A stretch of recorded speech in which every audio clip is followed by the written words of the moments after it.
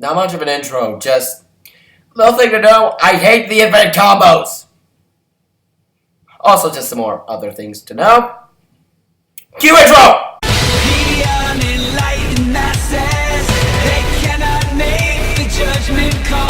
Give up free will forever, their voices won't be heard at all. Little peons, while never stepping out of line, and blindly swear allegiance. Let your country control your mind. Purchase your happiness when blood and sweat is the real cause. Thinking ceases, the truth is lost. Hello everyone, I am the SSJ Alex, and welcome back to another edition of Xenoverse 2 Editions. And today's, we are mainly going to talk a lot about the gameplay mechanics. This is going to be fun because this is probably going to be the longest one I'll be talking about. Yay! So what do I mean by gameplay mechanics? Well, frankly, a lot about the gameplay. Okay, maybe we should just move on to the first part of this segment. Combos.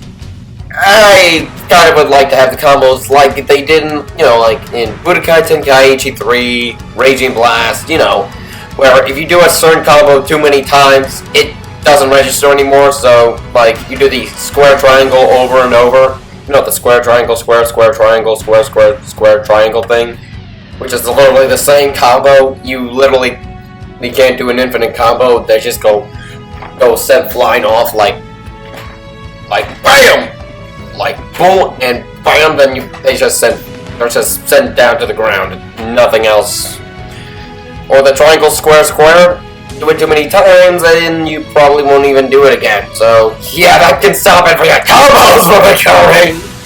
Granted, that would cause a disadvantage, but guess what? I don't care.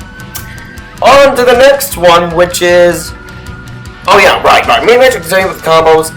You can still do supers, but you can't bloody keep hitting them with combos after a super. So like say, you do Kamehameha after a good enough combo wins, nothing else after that. Okay, that's about it for that. Next, let's get to something people really would like to see, the beam struggles. Beam struggles to me would be a hard thing to implement, since considering the game is 1v1, 2v2, 3v3, and some other little things I would like to put out. This is probably going to be hard, but I would like to see how they could do it. Personally, with the beam struggles, they should go, if you do super versus ultimate, the ultimate always wins. If you're doing a super versus a super, depending on the attack, it's a very even match unless someone puts more key into it. Yeah, this is what I would like to see. Instead of just mashing the triangle, like circle or triangle, square or X a lot, how about maybe a little more, I don't know, holding the button to charge on more key. The amount of key you have, the more damage the attack can give out via from the beam struggle. I mean, if you want to do button mashing again, that's fine and all, but wouldn't that feel a little odd? As for 3v3s and stuff like that, I can see the other person attacking the opponents, just, lower their health and part of their ki and stamina. That way they can help try to give the other team a bigger advantage.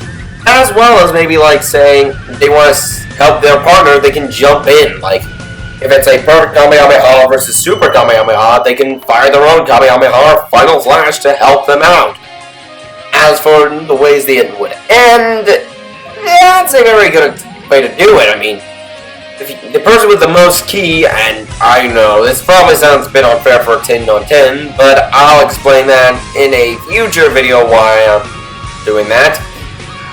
I am going to mention this. The person who uses more key into an attack can lose their stamina, is, fatigued afterwards, but they don't get hurt as bad. So that's a positive there. And that's about it for that. On to the new gameplay mechanics I would like to see. More combos for one. Now, in Xenoverse, we only got like 2 true combos. 3, actually like 4 maybe. just pure triangle, all square, and then the 2 triangle attacks, or 3 really, actually, now that I think about it, or square, where before you finish up the whole combo for square, and then triangle, go triangle, and then, you know, triangle, square, square, and then triangle, square, square, triangle. And yeah, that can kind of get a little repetitive, so how about more combos like, say, triangle, square, circle, triangle, circle, square, square, circle, triangle, or something like that. Be more combo-y, you know, like, and have them different, like, you do triangle, square, circle, it goes like it can do a small little combo and then just like big key blast or pain that sends the opponent flying. Or just like just a simple key off blast. You know, like how Goku does it. You know, like, for instance, when he did to the Ginyu Force. Anyone remember that? That was a cool scene. Also, I would like to see, you know, other ways of escaping attacks. Because, frankly, in Xenoverse, you have a few ways. If you're sent flying, mash X in whatever direction to not be sent flying further. An escape move, or, you know, when you're actually getting into part of a combo, you press X to snap to vanish behind the opponent. This, however, is a bit of a problem considering the stamina bar.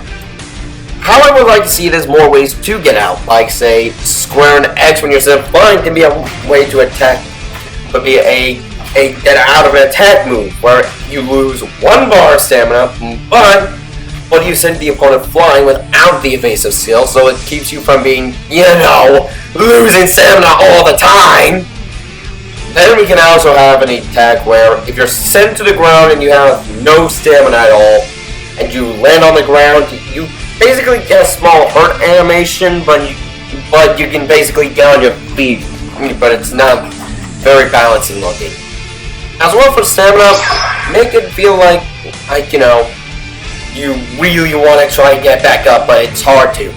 Like, make the stamina bar when it's low a little more interesting, like, the person's stamina is lower, so they can't do much. Like, their attacks are much slower, their supers take too much time.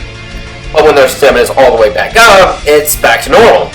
And, you know, just little things like that. As for the attack patterns, I really want more than just, you know, either just pure strike builds, pure key builds, pure basic attack builds, or something like that. I'll get into that when I get to leveling cap and stuff like that. Trust me, when I get to leveling cap, it will be very, very important. Trust me, people, it will be. You will thank me for this. I hope. Anyway, on to more of the ideas. For one, we should probably have more ways of supers. Make supers feel more unique. Don't just give us the same ones like Gravity Impact, Pearl Flash, and, you know, Evil Ray Strike. You know, maybe do the following. Nerf the moves that already feel broken, or pretty much just thrown out. I hate Evil Ray Strike, and I hate seeing Pearl Flash, and it's always the same, because I frankly want to see the created characters feel original instead of just being cut out of the other character. Seriously, this is a reason I got off created characters on online, people. There's a good reason for it. Also, I should probably also mention a few other things before this video ends. First up, we have to talk about how the team battles should work. In the original game, we basically just did this. If your partner is down, you can either use an item, or bring them back up. But I want something a little more enticing. How about the chance where A, you can pick whether or not to use items personally. I don't want to use items online, thank you! Either way, every time an opponent's down, you can either choose to let them go and then be revived, or you can kill the opponent that's down. That's right. If you fire an ultimate or a strong enough super, you can kill the opponent that's already down. That way, you have less numbers to worry about. How's that? Now you wouldn't do this for parallel quests because, oh jeez, a parallel quest can get crazy. So don't do that for parallel quests. Just do this for, online teams and stuff like that. That's all. Because how cool would you think it would be? I mean, think about it. Kamehameha on a dead or near dead person. That would pretty much end them for the game. And then they would have to just spectate. What? It would enhance some of the destructibility aspects to it, but, am I the only one that thinks that would be cool? If so, I'm sad. Anyway, on to a few other things. Ultimates. I feel like you should have a limit to them. Not like you can only do 2 ultimates and that's it. No. How about if you use the ultimate too much, like say you use an ultimate 2 times in a row, and then you're basically out of. Then you're just pretty much close to fatigue, because guess what? In Dragon Ball, if they use an ultimate too many times, their ki is gonna drop like from 100 to 0, and that would be down. Now you don't have to have them dead instantly, but make the ultimates better. If you use too many times, you're pretty much gonna run out of ki, and then you're gonna have to stop using it. Otherwise, you're gonna be out of ki, and your health is gonna drop after, say, I don't know, 3, which would pretty much help the fact Super Saiyan spam can stop, and just general spam can stop. And then if you use your ultimate too much, you can't use your ki for a while, so that would stop you from super attacks. And yeah, I think that's all I have to say about that. So I thank you all for watching. I am the SSJ Alex, and until next time, Alonzi. Oh, okay, right. Almost forgot. One last thing.